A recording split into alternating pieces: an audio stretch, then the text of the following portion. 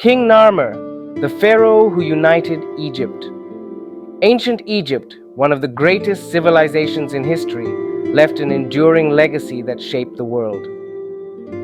For over 3,000 years, the Egyptians built monumental pyramids, developed one of the earliest writing systems, hieroglyphics, and pioneered advancements in medicine, mathematics, and engineering. Their complex society, governed by powerful pharaohs and deeply rooted in religion, influenced art, architecture, and governance across centuries.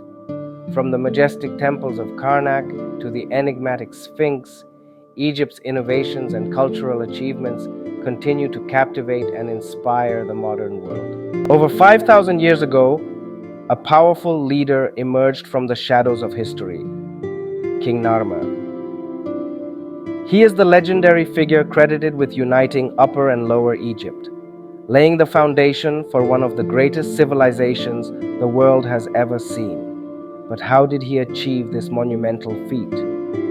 Join us as we explore the rise of King Narmer and the birth of ancient Egypt. The land before unification. Before the rise of Narmer, Egypt was not the great kingdom we recognize today. Instead, it was divided into two separate lands. Upper Egypt in the south, ruled by powerful chieftains wearing the white crown, and Lower Egypt in the north, adorned with the red crown. These two regions had distinct cultures, rulers, and even deities. For centuries, tensions brewed between these rival lands.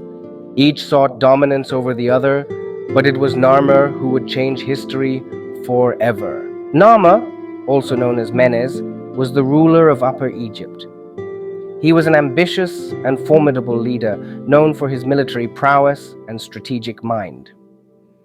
According to ancient sources, he sought to bring both lands under one rule, not just through diplomacy, but through force.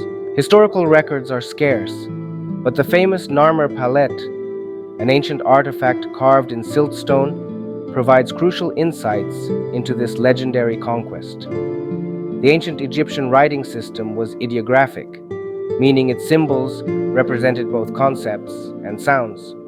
Narmer's name consists of two such symbols, a catfish pronounced Nar and a chisel pronounced Mer. These two signs are prominently carved on the renowned Narmer palette, positioned beside the king's figure, allowing historians to identify him. However, the idea that Narmer and Menes were the same individual is not definitively proven, and scholars remain divided on the issue. When the Greek historian Herodotus traveled to Egypt around 445 BC, he recorded the names of the earliest kings, with Menes listed as the first ruler. Notably, Herodotus made no mention of Narmer. This absence has led many to conclude that Narmer and Menes were likely the same person. The Narmer palette is a striking depiction of Egypt's unification. On one side, Narmer is shown wearing the white crown of Upper Egypt, striking down an enemy, a symbolic representation of his victory over Lower Egypt. On the other side, he wears the red crown of Lower Egypt, signifying his rule over both lands. This historic event, believed to have taken place around 3100 BC, marked the beginning of the early dynastic period and the first dynasty of Egypt. It was a turning point in history, transforming Egypt from fragmented regions into a unified and powerful kingdom. Narmer, often identified as Menes, didn't just unify Egypt through conquest. He also implemented significant reforms to ensure lasting stability.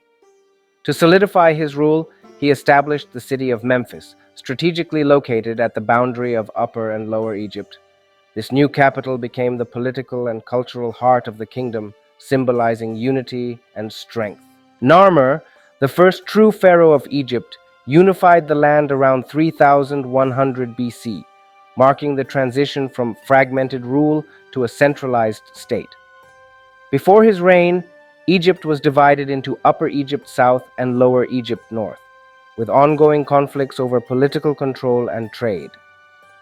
As the ruler of Upper Egypt, Narmer launched a military campaign to conquer the northern territories, a struggle documented primarily by the Narmer palette, symbolizing his dominance over both regions.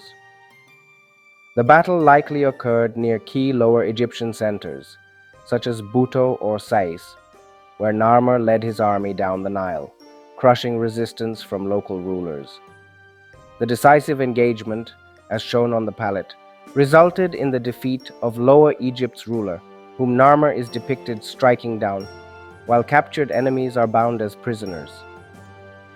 Following his victory, he solidified his rule by marrying Neithotep, a princess from Lower Egypt, strategically securing his control through political alliances. To further establish his reign, he founded Memphis, a city strategically located at the border of both regions, which became the new capital of the unified Egypt. His consolidation of power was not only military, but also cultural and religious, as he associated himself with Horus, the falcon god, reinforcing the divine legitimacy of his kingship. The dual crown, Pshent, emerged as a powerful symbol of the unity he established, and his central administration laid the foundation for the first dynasty of Egypt. This unification ensured stability for the next 3 millennia, making Narmer one of the most significant figures in Egyptian history and a pioneer of dynastic rule, ushering in a new era that shaped one of the world's greatest civilizations. The end of King Menes's life is shrouded in mystery and legend. Ancient historian Manetho records that Menes reigned for 62 years before meeting a tragic end, killed by a hippopotamus. In ancient Egypt, such a death was considered both violent and ignoble, as the hippopotamus was often associated with chaos and destruction. This account, while dramatic, underscores the enigmatic nature of Menes's demise. King Narmer's impact on history cannot be overstated. His unification of Egypt allowed for the incredible advancements of the Old Kingdom, including the construction of the iconic pyramids, the expansion of Egyptian trade, and the development of a sophisticated society. Though his exact fate remains a mystery, his legacy lived on through the pharaohs who followed him. Every great ruler of Egypt, from Khufu to Ramses the Great, stood on the foundation he built. For over 2 centuries, archaeologists have been unable to pinpoint the final resting place of Narmer. In the early days of Egyptian civilization, the first pharaohs were interred in mastabas, mud brick tombs, whose name comes from the Arabic word for bench. Every king of the Old Kingdom was buried in one of these mastabas until the end of the Third Dynasty, when pyramid construction began.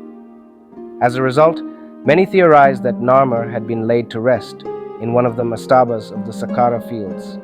However, because none of these structures bear his name, this theory has never been substantiated.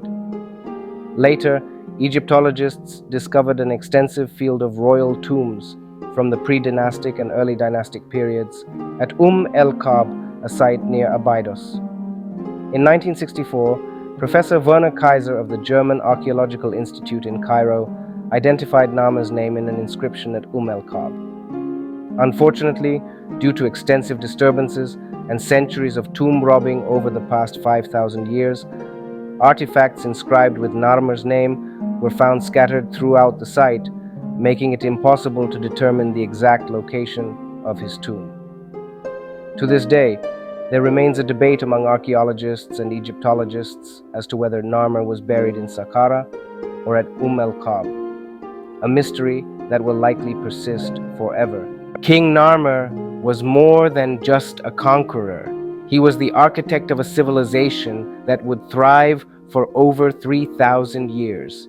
His vision, determination, and leadership forever changed the course of history, and so the great civilization of ancient Egypt was born. Thank you for joining us on this journey into the past. If you enjoyed this documentary, don't forget to like, share, and subscribe for more captivating stories from history.